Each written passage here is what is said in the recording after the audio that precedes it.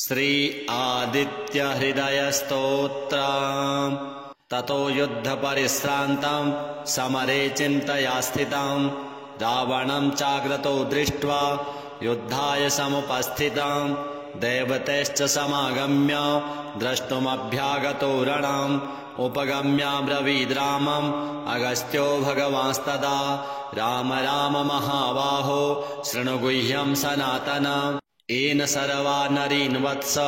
समरे विजयिष्यसे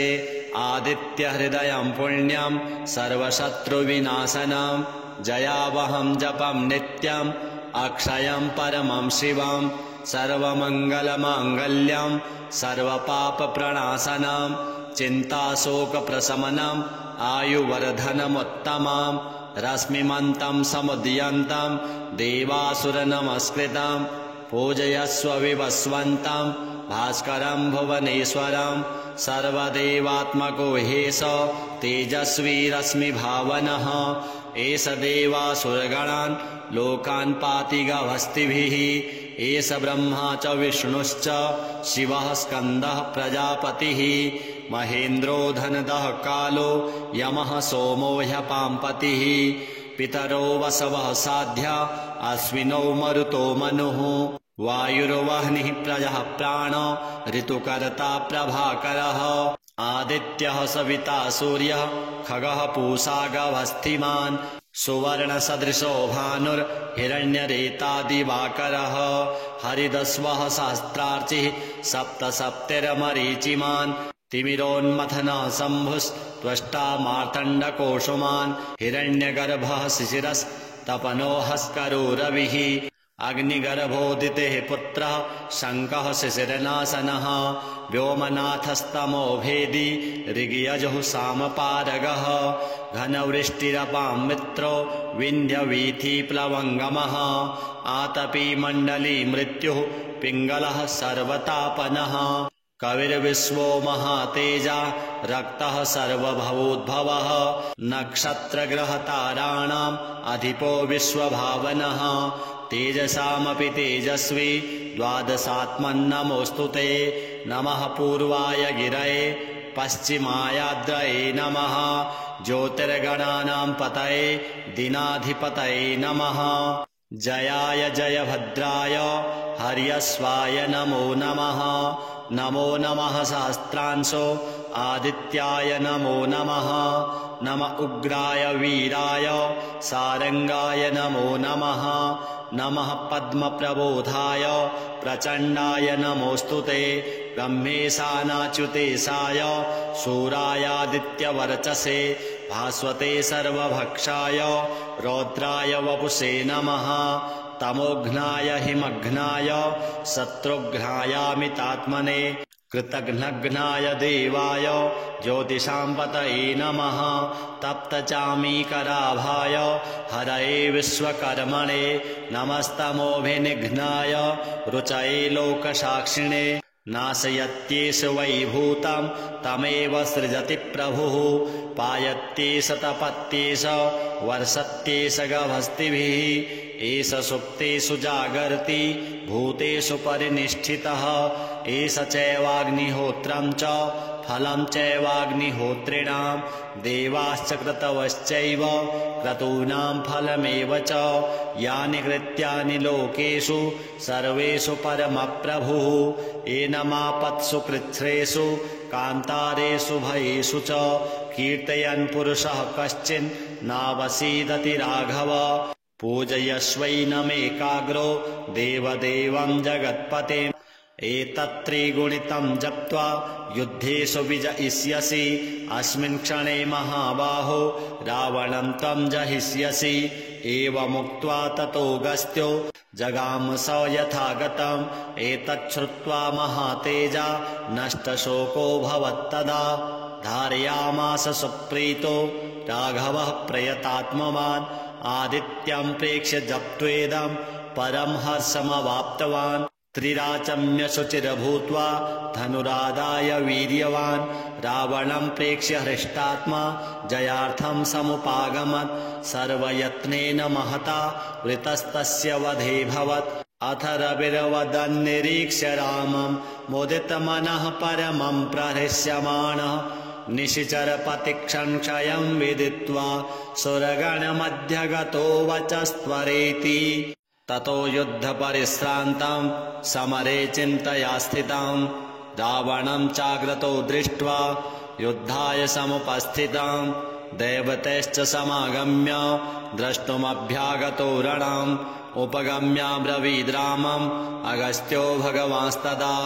राम राम महाबाहो शृणु गुह्यं सनातनम् येन सर्वा नरीन् वत्स समरे विजयिष्यसे आदित्यहृदयं पुण्यं सर्वशत्रुविनाशनं जयावहं जपं नित्यम् अक्षयं परमं शिवं सर्वमङ्गलमाङ्गल्यं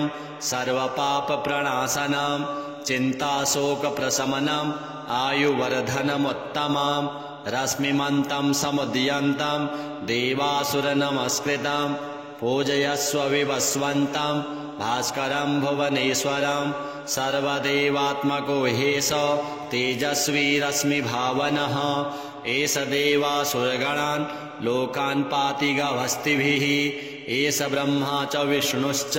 शिवः स्कन्दः प्रजापतिः महेन्द्रो धनदः कालो यमः सोमो ह्यपाम्पतिः पितरो वसवः साध्या अश्विनौ मरुतो मनुः वायुर्वह्निः प्रजः प्राण ऋतुकर्ता प्रभाकरः आदित्यः सविता सूर्यः खगः पूषा गभस्तिमान् सुवर्णसदृशो भानुर्हिरण्यरेता दिवाकरः हरिदस्वः सहस्रार्चिः सप्तसप्तिर्मरीचिमान् तिमिरोन्मथनः शम्भुस्त्वष्टा मार्तण्डकोशुमान् हिरण्यगर्भः शिशिरस्तपनो हस्करो रविः अग्निगर्भोदितेः पुत्रः शङ्कः शिशिरनाशनः व्योमनाथस्तमो भेदी ऋग्यजुः सामपारगः घनवृष्टिरपां मित्रो विन्ध्यवीथिप्लवङ्गमः आतपी मण्डली मृत्युः पिङ्गलः सर्वतापनः कविर्विश्वो महातेजा रक्तः सर्वभवोद्भवः नक्षत्रग्रहताराणाम् अधिपो विश्वभावनः तेजसामपि तेजस्वी द्वादशात्मन्नमोऽस्तु ते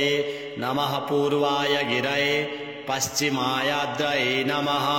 ज्योतिर्गणानां पतये दिनाधिपतये नमः जयाय जयभद्राय हर्यस्वाय नमो नमः नमो नमः सहस्रांशो आदित्याय नमो नमः नम उग्राय वीराय सारंगाय नमो नमः नमः पद्मप्रबोधाय प्रचण्डाय नमोऽस्तु ते ब्रह्मेशानाच्युतेशाय शूरायादित्यवर्चसे भास्वते सर्वभक्षाय रौद्राय वपुषे नमः तमोघ्नाय हिमघ्नाय शत्रुघ्नायामितात्मने कृतघ्नघ्नाय देवाय ज्योतिषां पतये नमः तप्तचामीकराभाय हरये विश्वकर्मणे नमस्तमोभिनिघ्नाय रुचये लोकसाक्षिणे नाशयत्येष वैभूतं तमेव सृजति प्रभुः पायत्येष तपत्येष वर्षत्येष गभस्तिभिः एष सुप्तेषु जागर्ति भूतेषु परिनिष्ठितः एष चैवाग्निहोत्रं च फलं चैवाग्निहोत्रिणां देवाश्च क्रतवश्चैव क्रतूनां फलमेव च यानि कृत्यानि लोकेषु सर्वेषु परमप्रभुः एनमापत्सु कृच्छ्रेषु कान्तारेषु भयेषु च कीर्तयन् पुरुषः कश्चिन् नावसीदति राघव पूजयस्वैनमेकाग्रो देवदेवं जगत्पतिम् एतत्त्रिगुणितं जप्त्वा युद्धेषु विजयिष्यसि अस्मिन् क्षणे महाबाहो रावणं त्वं जहिष्यसि एवमुक्त्वा ततोऽगस्त्यो जगाम स यथागतम् एतच्छ्रुत्वा महातेजा नष्टशोको भवत्तदा धारयामास सुप्रीतो राघवः प्रयतात्मवान् आदित्यं प्रेक्ष्य जप्त्वेदं परं हर्षमवाप्तवान् त्रिराचम्य शुचिर्भूत्वा धनुरादाय वीर्यवान् रावणं प्रेक्ष्य हृष्टात्मा जयार्थं समुपागमत् सर्वयत्नेन महता वृतस्तस्य वधेऽभवत् अथ रविर्वदन्निरीक्ष्य रामं मुदितमनः परमं प्रहृष्यमाणः निशिचरपतिक्षणक्षयं विदित्वा सुरगणमध्यगतो वचस्त्वरेति ततो युद्धपरिश्रान्तं समरे चिन्तया स्थितं रावणं चाग्रतो दृष्ट्वा युद्धाय समुपस्थितं देवतैश्च समागम्य द्रष्टुमभ्यागतो रणम् उपगम्याब्रवीद् रामम् अगस्त्यो भगवांस्तदा राम राम महाबाहो शृणु गुह्यं सनातनम् येन सर्वा नरीन् वत्स समरे विजयिष्यसे आदित्यहृदयं पुण्यं सर्वशत्रुविनाशनं जयावहं जपं नित्यम् अक्षयं परमं शिवं सर्वमङ्गलमाङ्गल्यं सर्वपापप्रणाशनं चिन्ताशोकप्रशमनम् आयुवर्धनमुत्तमं रश्मिमन्तं समुदयन्तं देवासुरनमस्कृतं पूजयस्व विवस्वन्तं भास्करं भुवनेश्वरं सर्वदेवात्मको ह्येष तेजस्वी रश्मिभावनः एष देवासुरगणान् लोकान् पाति गभस्तिभिः एष ब्रह्मा च विष्णुश्च शिवः स्कन्दः प्रजापतिः महेन्द्रो धनदः कालो यमः सोमो ह्यपाम्पतिः पितरो वसवः साध्या अश्विनौ मरुतो मनुः वायुर्वह्निः प्रजः प्राण ऋतुकर्ता प्रभाकरः आदित्यः सविता सूर्यः खगः पूषा गभस्तिमान् सुवर्णसदृशो भानुर्हिरण्यरेता दिवाकरः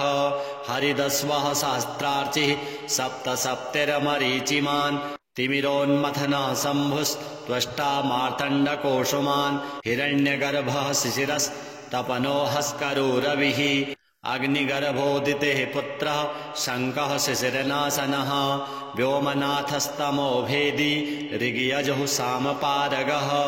घनवृष्टिरपां मित्रो विन्ध्यवीथिप्लवङ्गमः आतपी मण्डली मृत्युः पिङ्गलः सर्वतापनः कविर्विश्वो महातेजा रक्तः सर्वभवोद्भवः नक्षत्रग्रहताराणाम् अधिपो विश्वभावनः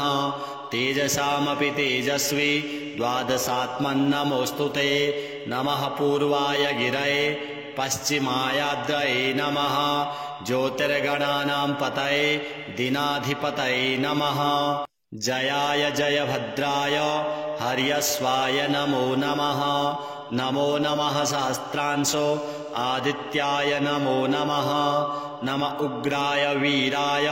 सारंगाय नमो नमः नमः पद्मप्रबोधाय प्रचण्डाय नमोऽस्तु ते ब्रह्मेशानाच्युतेशाय शूरायादित्यवर्चसे भास्वते सर्वभक्षाय रौद्राय वपुषे नमः तमोघ्नाय हिमघ्नाय शत्रुघ्नायामितात्मने कृतघ्नघ्नाय देवाय ज्योतिषां पतये नमः तप्तचामीकराभाय हरये विश्वकर्मणे नमस्तमोभिनिघ्नाय रुचये लोकसाक्षिणे नाशयत्येष वैभूतं तमेव सृजति प्रभुः पायत्येष तपत्येष वर्षत्येष गभस्तिभिः एष सुप्तेषु जागर्ति भूतेषु परिनिष्ठितः एष चैवाग्निहोत्रं च फलं चैवाग्निहोत्रिणां देवाश्च क्रतवश्चैव क्रतूनां फलमेव च यानि कृत्यानि लोकेषु सर्वेषु परमप्रभुः एनमापत्सु कृच्छ्रेषु कान्तारेषु भयेषु च कीर्तयन् पुरुषः कश्चिन् नावसीदति राघव पूजयस्वैनमेकाग्रो देवदेवं जगत्पतिम् एतत्त्रिगुणितं जप्त्वा युद्धेषु विजयिष्यसि अस्मिन् क्षणे महाबाहो रावणं त्वं जहिष्यसि एवमुक्त्वा ततो गस्त्यो जगाम स यथागतम् एतच्छ्रुत्वा महातेजा नष्टशोको भवत्तदा धारयामास सुप्रीतो राघवः प्रयतात्मवान् आदित्यं प्रेक्ष्य जप्त्वेदं परं हर्षमवाप्तवान् त्रिराचम्य शुचिर्भूत्वा धनुरादाय वीर्यवान् रावणं प्रेक्ष्य हृष्टात्मा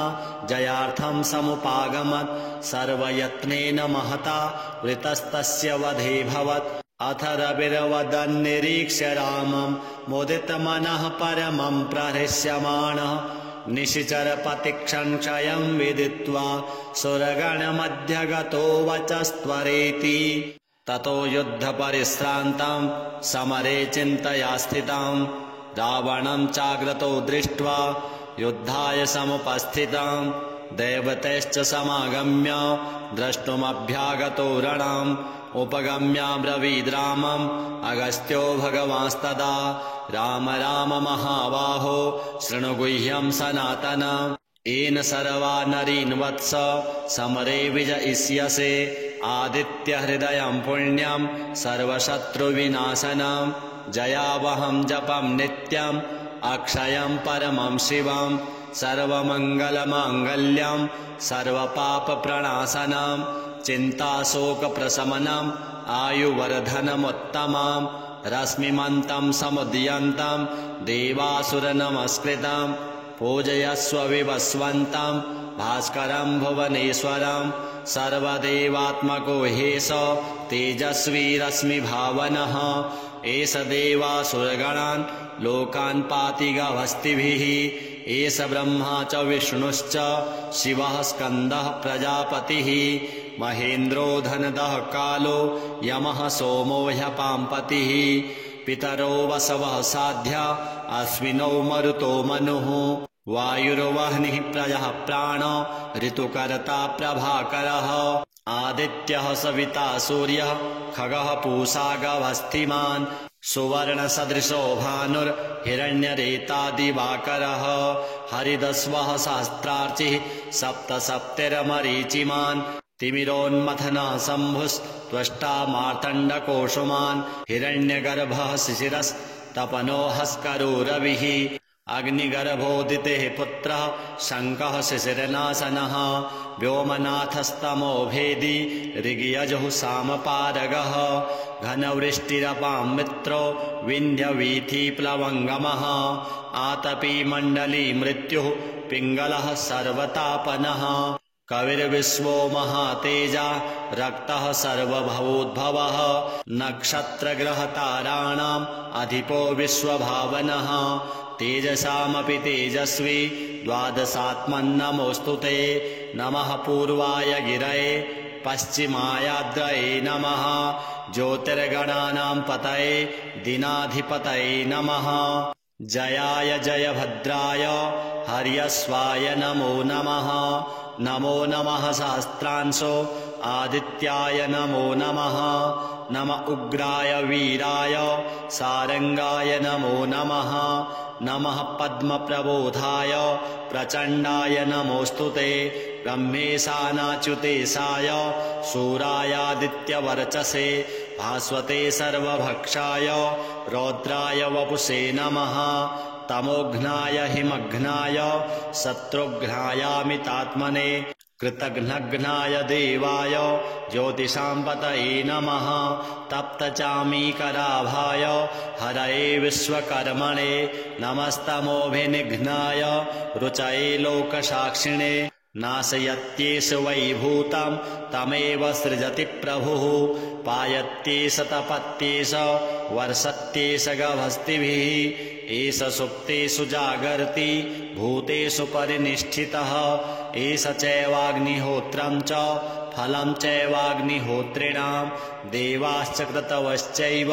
क्रतूनां फलमेव च यानि कृत्यानि लोकेषु सर्वेषु परमप्रभुः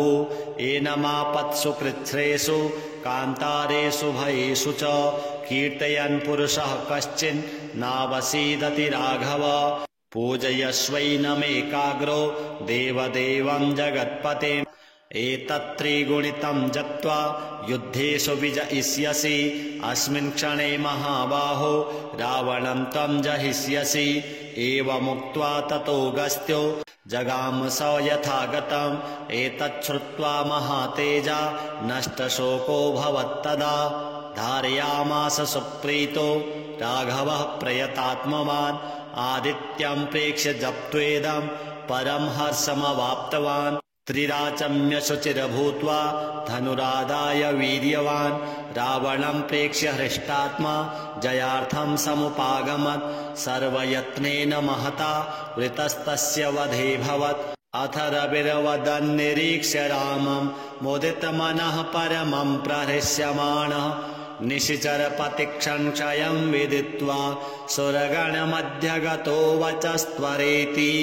ततो युद्धपरिश्रान्तं समरे चिन्तया स्थितं रावणं चाग्रतो दृष्ट्वा युद्धाय समुपस्थितं देवतैश्च समागम्य द्रष्टुमभ्यागतो रणम् उपगम्याब्रवीद् रामम् अगस्त्यो भगवांस्तदा राम राम महाबाहो शृणु गुह्यं सनातनम् येन सर्वा नरीन् वत्स समरे विजयिष्यसे आदित्यहृदयं पुण्यं सर्वशत्रुविनाशनं जयावहं जपं नित्यम् अक्षयं परमं शिवं सर्वमङ्गलमाङ्गल्यं सर्वपापप्रणाशनं चिन्ताशोकप्रशमनम् आयुवर्धनमुत्तमं रश्मिमन्तं समुदयन्तं देवासुरनमस्कृतं पूजयस्व विवस्वन्तं भास्करं भुवनेश्वरं सर्वदेवात्मको ह्येष तेजस्वी रश्मिभावनः एष देवासुरगणान् लोकान् पाति गभस्तिभिः एष ब्रह्मा च विष्णुश्च शिवः स्कन्दः प्रजापतिः महेन्द्रो धनदः कालो यमः सोमो ह्यपाम्पतिः पितरो वसवः साध्या अश्विनौ मरुतो मनुः वायुर्वह्निः प्रजः प्राण ऋतुकर्ता प्रभाकरः आदित्यः सविता सूर्यः खगः पूषा गभस्तिमान् सुवर्णसदृशो भानुर्हिरण्यरेता दिवाकरः हरिदस्वः सहस्रार्चिः सप्तसप्तिर्मरीचिमान् तिमिरोन्मथनः शम्भुस्त्वष्टा मार्तण्डकोशुमान् हिरण्यगर्भः शिशिरस्तपनो हस्करो रविः अग्निगर्भोदितेः पुत्रः शङ्कः शिशिरनाशनः व्योमनाथस्तमो भेदी ऋग्यजुः सामपारगः घनवृष्टिरपां मित्रो विन्ध्यवीथिप्लवङ्गमः आतपी मण्डली मृत्युः पिङ्गलः सर्वतापनः कविर्विश्वो महातेजा रक्तः सर्वभवोद्भवः नक्षत्रग्रहताराणाम् अधिपो विश्वभावनः तेजसामपि तेजस्वी द्वादशात्मन्नमोऽस्तु ते नमः पूर्वाय गिरये पश्चिमायाद्रये नमः ज्योतिर्गणानां पतये दिनाधिपतये नमः जयाय जयभद्राय हर्यस्वाय नमो नमः नमो नमः सहस्रांशो आदित्याय नमो नमः नम उग्राय वीराय सारंगाय नमो नमः नमः पद्मप्रबोधाय प्रचण्डाय नमोऽस्तु ते ब्रह्मेशानाच्युतेशाय शूरायादित्यवर्चसे भास्वते सर्वभक्षाय रौद्राय वपुषे नमः तमोघ्नाय हिमघ्नाय शत्रुघ्नायामितात्मने कृतघ्नघ्नाय देवाय ज्योतिषां पतये नमः तप्तचामीकराभाय हरये विश्वकर्मणे नमस्तमोभिनिघ्नाय रुचये लोकसाक्षिणे नाशयत्येष वैभूतं तमेव सृजति प्रभुः पायत्येष तपत्येष वर्षत्येष गभस्तिभिः एष सुप्तेषु जागर्ति भूतेषु परिनिष्ठितः एष चैवाग्निहोत्रं च फलं चैवाग्निहोत्रिणां देवाश्च क्रतवश्चैव क्रतूनां फलमेव च यानि कृत्यानि लोकेषु सर्वेषु परमप्रभुः एनमापत्सु कृच्छ्रेषु कान्तारेषु भयेषु च कीर्तयन् पुरुषः कश्चिन् नावसीदति राघव पूजयस्वैनमेकाग्रो देवदेवं जगत्पतिम् एतत्त्रिगुणितं जप्त्वा युद्धेषु विजयिष्यसि अस्मिन् क्षणे महाबाहो रावणं त्वं जहिष्यसि एवमुक्त्वा ततोऽगस्त्यो जगाम स यथागतम् एतच्छ्रुत्वा महातेजा नष्टशोको भवत्तदा धारयामास सुप्रीतो राघवः प्रयतात्मवान् आदित्यं प्रेक्ष्य जप्त्वेदं परं हर्षमवाप्तवान् त्रिराचम्य शुचिर्भूत्वा धनुरादाय वीर्यवान् रावणं प्रेक्ष्य हृष्टात्मा जयार्थं समुपागमत् सर्वयत्नेन महता वृतस्तस्य वधेऽभवत् अथ रविर्वदन्निरीक्ष्य रामं मुदितमनः परमं प्रहृष्यमाणः निशिचरपतिक्षणक्षयं विदित्वा सुरगणमध्यगतो वचस्त्वरेति ततो युद्धपरिश्रान्तं समरे चिन्तया स्थितं रावणं चाग्रतो दृष्ट्वा युद्धाय समुपस्थितं देवतैश्च समागम्य द्रष्टुमभ्यागतो रणम् उपगम्याब्रवीद् रामम् अगस्त्यो भगवांस्तदा राम राम महाबाहो शृणु गुह्यं सनातनम् येन सर्वा नरीन् वत्स समरे विजयिष्यसे आदित्यहृदयं पुण्यं सर्वशत्रुविनाशनं जयावहं जपं नित्यम् अक्षयं परमं शिवं सर्वमङ्गलमाङ्गल्यं सर्वपापप्रणाशनं चिन्ताशोकप्रशमनम् आयुवर्धनमुत्तमं रश्मिमन्तं समुदयन्तं देवासुरनमस्कृतं पूजयस्व विवस्वन्तं भास्करं भुवनेश्वरं सर्वदेवात्मको ह्येष तेजस्वी रश्मिभावनः एष देवासुरगणान् लोकान् पाति गभस्तिभिः एष ब्रह्मा च विष्णुश्च शिवः स्कन्दः प्रजापतिः महेन्द्रो धनदः कालो यमः सोमो ह्यपाम्पतिः पितरो वसवः साध्या अश्विनौ मरुतो मनुः वायुर्वह्निः प्रजः प्राण ऋतुकर्ता प्रभाकरः आदित्यः सविता सूर्यः खगः पूषा गभस्तिमान् सुवर्णसदृशो भानुर्हिरण्यरेता दिवाकरः हरिदस्वः सहस्रार्चिः सप्तसप्तिर्मरीचिमान् तिमिरोन्मथनः शम्भुस्त्वष्टा मार्तण्डकोशुमान् हिरण्यगर्भः शिशिरस्तपनो हस्करो रविः अग्निगर्भोदितेः पुत्रः शङ्कः शिशिरनाशनः व्योमनाथस्तमो भेदी ऋग्यजुः सामपारगः घनवृष्टिरपां मित्रो विन्ध्यवीथिप्लवङ्गमः आतपी मण्डली मृत्युः पिङ्गलः सर्वतापनः कविर्विश्वो महातेजा रक्तः सर्वभवोद्भवः नक्षत्रग्रहताराणाम् अधिपो विश्वभावनः तेजसामपि तेजस्वी द्वादशात्मन्नमोऽस्तु ते नमः पूर्वाय गिरये पश्चिमायाद्रये नमः ज्योतिर्गणानां पतये दिनाधिपतये नमः जयाय जयभद्राय हर्यस्वाय नमो नमः नमो नमः सहस्रांशो आदित्याय नमो नमः नम उग्राय वीराय सारंगाय नमो नमः नमः पद्मप्रबोधाय प्रचण्डाय नमोऽस्तु ते ब्रह्मेशानाच्युतेशाय शूरायादित्यवर्चसे भास्वते सर्वभक्षाय रौद्राय वपुषे नमः तमोघ्नाय हिमघ्नाय शत्रुघ्नायामितात्मने कृतघ्नघ्नाय देवाय ज्योतिषां पतये नमः तप्तचामीकराभाय हरये विश्वकर्मणे नमस्तमोभिनिघ्नाय रुचये लोकसाक्षिणे नाशयत्येष वैभूतं तमेव सृजति प्रभुः पायत्येष तपत्येष वर्षत्येष गभस्तिभिः एष सुप्तेषु जागर्ति भूतेषु परिनिष्ठितः एष चैवाग्निहोत्रं च फलं चैवाग्निहोत्रिणां देवाश्च क्रतवश्चैव क्रतूनां फलमेव च यानि कृत्यानि लोकेषु सर्वेषु परमप्रभुः एनमापत्सु कृच्छ्रेषु कान्तारेषु भयेषु च कीर्तयन् पुरुषः कश्चिन्नावसीदति राघव पूजयस्वैनमेकाग्रो देवदेवं जगत्पतिम् एतत्त्रिगुणितं जप्त्वा युद्धेषु विजयिष्यसि अस्मिन् क्षणे महाबाहो रावणं त्वं जहिष्यसि एवमुक्त्वा ततोऽगस्त्यो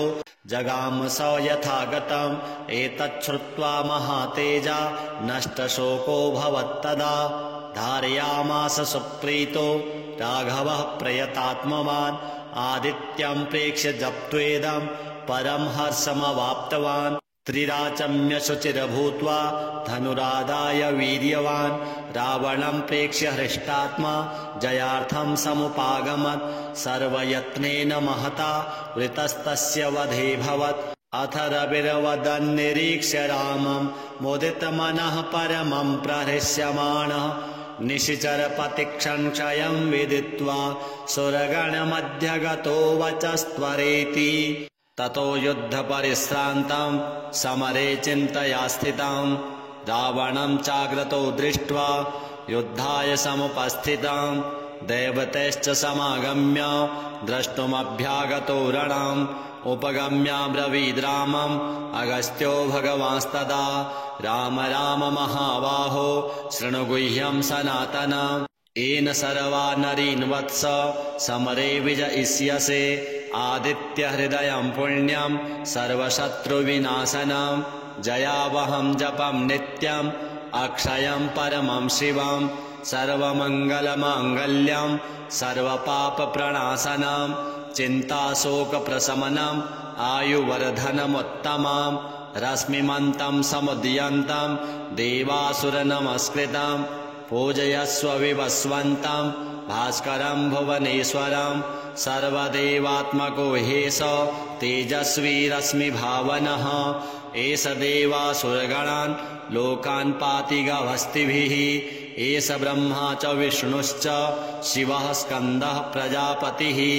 महेन्द्रो धनदः कालो यमः सोमो ह्यपाम्पतिः पितरो वसवः साध्या अश्विनौ मरुतो मनुः